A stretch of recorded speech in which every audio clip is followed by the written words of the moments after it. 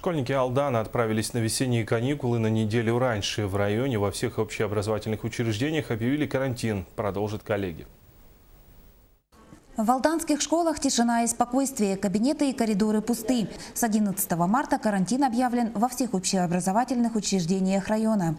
Не принимают детей и 4 детских сада. В помещениях проводится профилактика. В Алданском районе так оно и есть. У нас, как правило, в Якутске, если раньше, у нас где-то на месяц, на 2 позже. Связано с миграцией, потеплением. В течение 10 лет у нас карантина не было.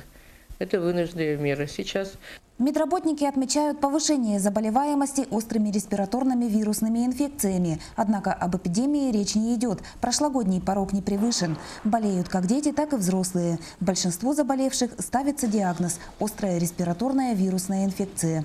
Отправляли анализы в вирусологическую лабораторию.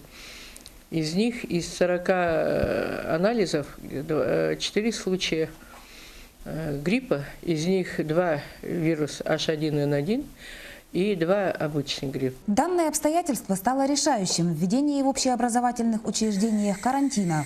По словам врачей и эпидемиологов, болезнь особенно беспощадна к людям, не получившим вакцину. Проводим мониторинг за больными, температурящими, и у кого берем анализы, действительно болеют те, кто не привит. В числе особенностей вируса медработники отмечают высокую температуру и катаральные явления. В настоящее время уровень заболеваемости идет на спад. Татьяна Вахнина, Сергей Шипачев, НВК Саха, Алдан.